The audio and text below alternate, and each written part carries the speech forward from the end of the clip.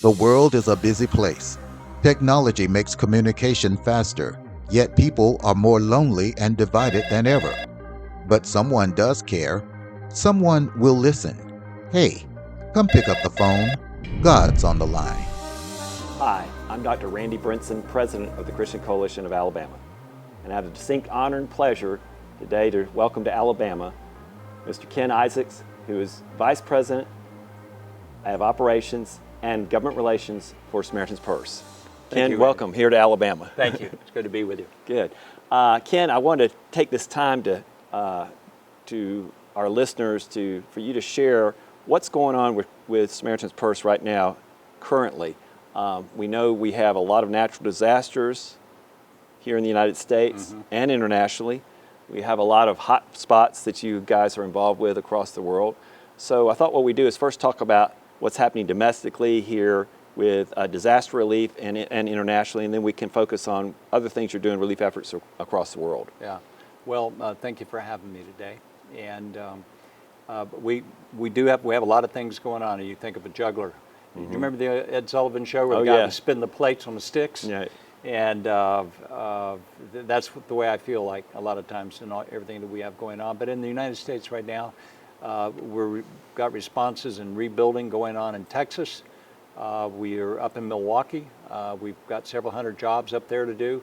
And by a job, that means a family has come in, they've signed up with us, they've got mud in their house, they've got damage, whatever, and they need it cleaned up or the mud out and the repairs done.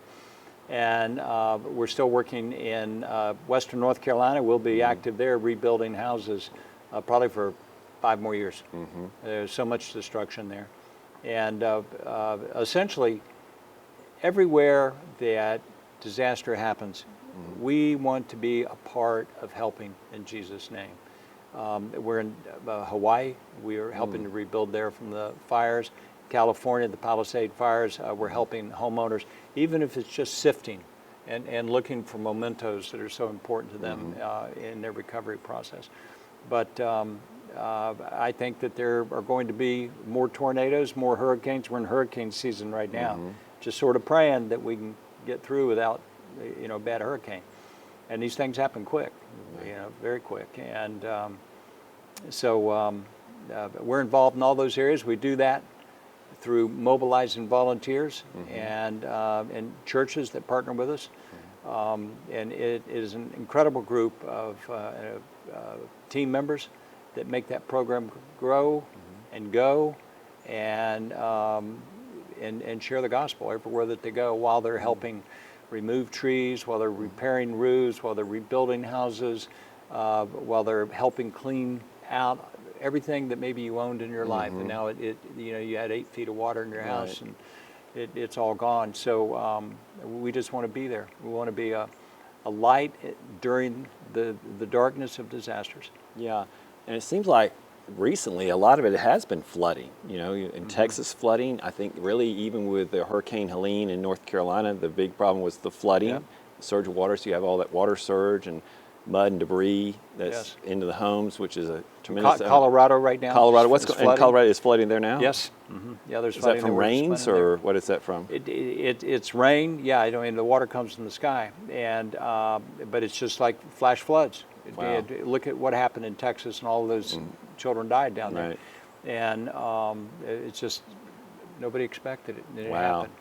Wow. How about internationally, as far as disasters? You mentioned something going on in the Philippines, is that correct? There was an earthquake in the Philippines about 2 weeks ago, north of Cebu Island, and in that region.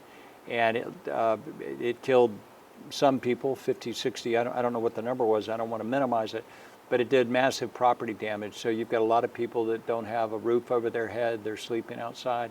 And we've got a good partner church there that is led by a man that I met in Tacloban back in the 2013 earthquake. His name is Les Tilka.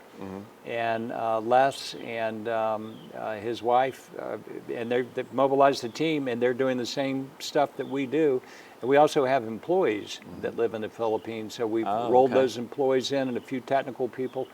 But they're helping in a number of different villages with clean water, with shelter, with, you need a blanket, you need to stay warm some way, non-food items. So we're doing that also in right now in Vietnam, cyclone, flooding. Okay, yeah. We're helping there, and that is again, we're helping through volunteer churches, and it's not a country that's open to Christianity. Right. And but they are very happy to receive the kind of assistance that we give.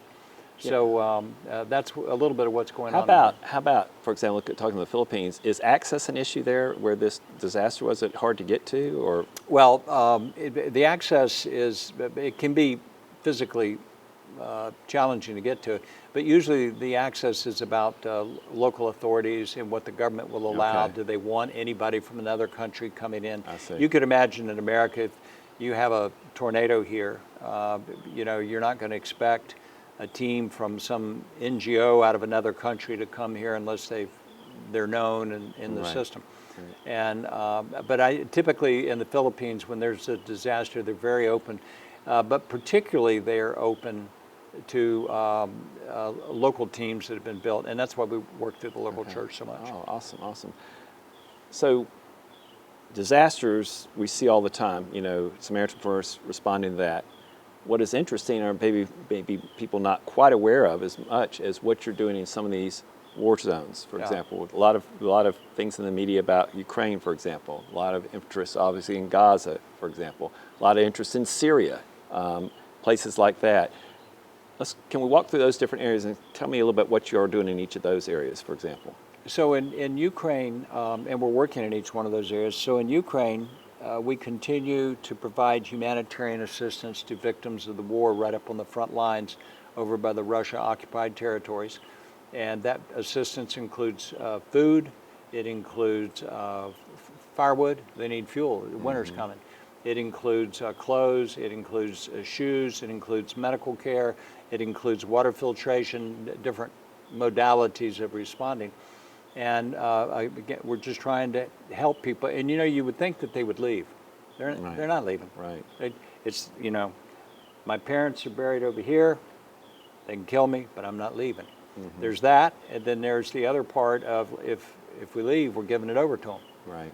And but most of the people that stay behind tend to be elderly, and they need someone to stay with them. But the real unsung hero in my book is the body of Christ inside of Ukraine. So when the war started in Ukraine, we looked at how many partners do we have through the Operation Christmas Child program, having worked there 25 years. Right.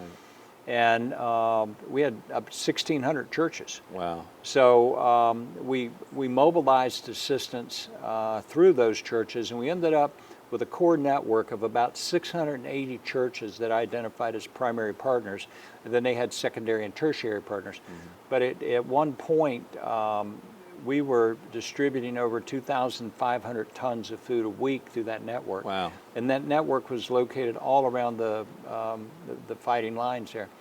But they're unsung heroes. I have seen with my own eyes, I know from my own experience, men of God and women of God to go in vehicles and rescue people, to bring them out, to evacuate. And if they wouldn't leave, they're taking them supplies. They don't forget about them. They're very faithful people.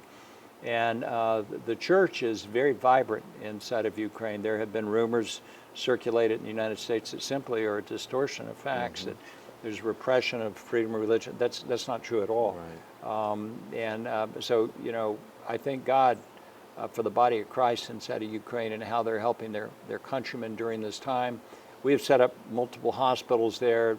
We have worked with about 130 hospitals, have probably helped about 180 with resources, materials, and supplies. And the 130 that I talked about, that's where we did training, particularly on burn treatment. You mentioned burns to me earlier. Yeah, I can imagine that could be a big problem, particularly with the rocket attacks and things like that, causing these fires in these civilian apartment complexes and things like that. Yeah, and so even at the nation's biggest hospitals, you got the doctors coming in. Now, when you're training nurses and the doctors come in, they're hungry for knowledge. Right. And we've got top tier medical professionals that are a part of our disaster assistance response teams. And, using moulage makeup, they put burns on that even mimic the level of strength that you need to exert down on the burn to get the tissue eschar off. off. Yes. Yeah. And so that program has been very well received, and we're still doing those things in Ukraine. It's not so much in the attention. The Ukrainian government has sort of been fortunate enough, if you could say that, to normalize war. They're able to conduct day-to-day life, and they don't need as much emergency response. But yet you see these horrible rocket attacks that are happening, where they're shooting 600 and 700, 800 rockets and drones and precision-guided missiles, PGMs, a night. And that's just like, that war is being waged against the Ukrainian people, not against the Ukrainian military. Right. And have you noticed is there a problem with people say where it attacks the city and a lot of the housing is destroyed? Is that creating a refugee type of situation where they're fleeing that area, or they stay there, and how are their needs met when those buildings or residential buildings are destroyed, for example? The local communities respond. When the war first started, there were probably about 11 million people inside of Ukraine that became internally displaced, is the proper name. And you probably had about 7 million that became refugees and fled outside. They went through Poland. Some of those refugees have come back. The internally displaced is still a very high number, and that's the number that needs assistance with food and medical care. You can imagine, you live in a small town, you've got high blood pressure, you go to your doctor, you get your meds, and then all of a sudden you flee. And now you need to re-plug into a medical system. Well, that would be okay if it was just Dr. Brinson. Yeah. But if it was Dr. Brinson plus 10 million, it gets a Right. little bit more complicated. Exactly. And it really overloads the healthcare system. So we have been able to help with some of those things. We flew 42 flights with our DC-8 with medicines and supplies. Oh, that's terrific. And And then took you it set in. up a distribution point for Yeah. people to get Yeah, those we're things working filled. hand in glove with the Ministry of Health and right. identifying the points on the ground. And we're doing all that we can to help. Yeah. Very interesting. You also are in Syria, I understand, and doing work there. Tell us a little bit about what's going on in Syria. So in Syria, everyone was, the war started around 2012, and ISIS was active there. Then in November, December of last year, this group HTS popped up. Right. And a new man by the name of, he went by the name of Jolani, which is a nickname for the Golan Heights. He was born in the Golan Heights. Okay. And Jolani, leading the HTS, we started using his real name, which is Shara. And no one's quite sure, well, wait a minute, well, this guy was a terrorist. Is he a terrorist? We don't know. And then President Trump met him and shook his hand, which lent great credibility to the president of Syria. And at that point, did he recognize Syria at that time, the United States? No, he lifted the sanctions off, and he recognized the government of Syria.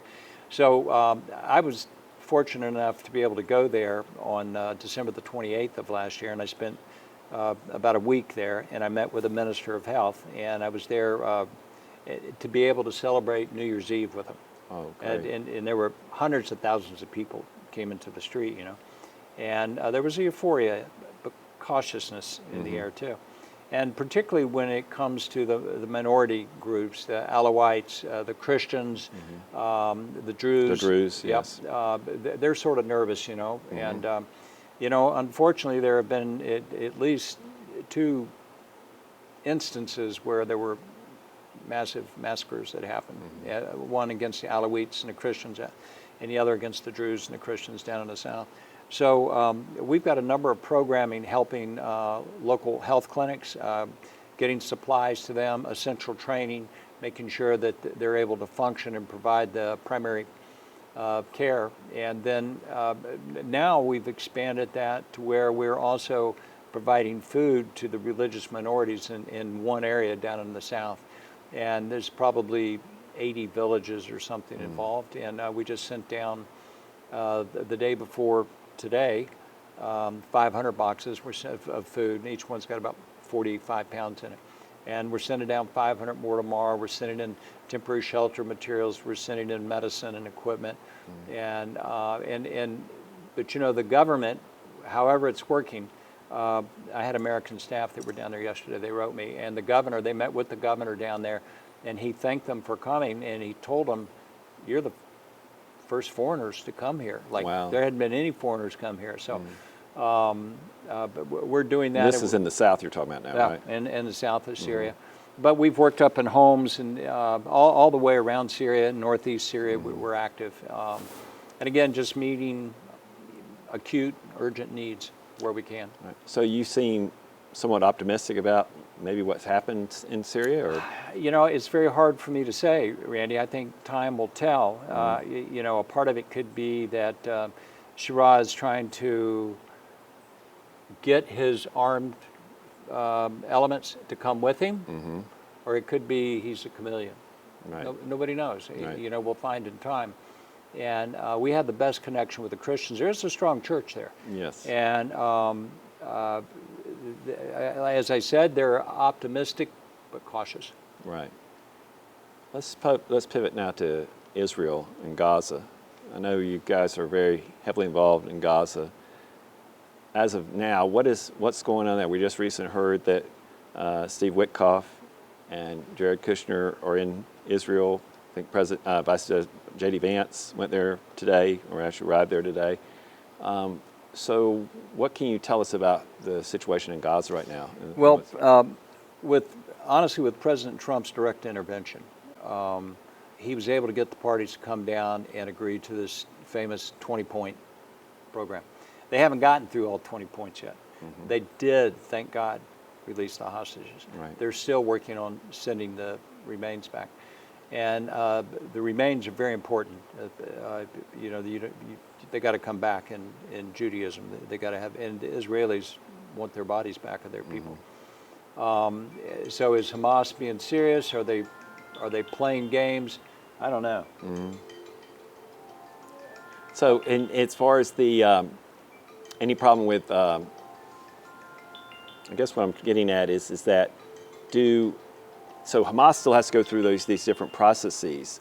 How do you see humanitarian aid and those type of things being finally delivered into Gaza without intervention from the terrorists or the other people involved?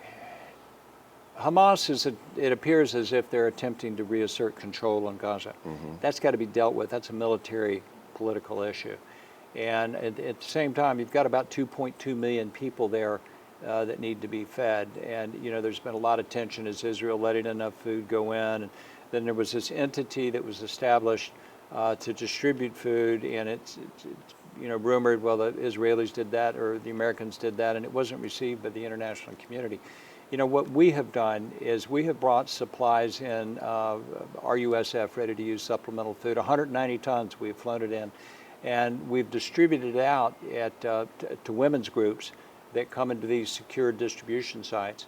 We've also offered and supplied first aid to people who get hurt, and a lot of those are accidental knife cuts from people opening boxes and stuff. But there's no question, the society needs to be calmed down some way. It's all got to remain calm to bring order into it. It's very turbulent, and Israel has very legitimate national interest, strategic interest there, you know, and military concerns. It isn't done yet. It's not done yet. We need to see. But what we're trying to do is to understand what role can we play in helping to feed and provide medical care. These are the two things that we're looking at inside of Gaza, and we'll do whatever we can, but it remains to be seen just yet. Right, and I think that's the challenge right now is, will Hamas continue to go through the stages that have been outlined in the 20-point plan, and will we finally get an opportunity to actually supply the people really in need rather than being absconded by terrorists or some other organization to just be disruptive, if not anything else. Yeah. So I applaud, and all of us in America applaud what Samaritan's Purse is doing, and also what President Trump is doing there as a leader, taking the lead in an area that everyone had kind of forgotten about or felt it was hopeless. And so we have we have a cautious optimism about what's going on in Israel and Gaza and our friends there. Yeah. So anyway, well, thank you so much, Ken, for Thank you, all these Randy. updates on what Samaritan's Purse is doing. We continue to pray for you on a Thank daily you. basis, and just applaud everything that you're doing here around the world to Well- make a better nation, better country, better world, and more stable world. Well, thank you. I wish you the best of luck on launching your podcast. Thank you. And I hope this gets 5 million views. Well, I hope so too. And if they do, we'll get run into the fire. Run into the fire, Look, right exactly. here. That's right. Well, thank you, Ken, so Thank you, much. Randy. Appreciate it. Yes, Thank sir. you so much.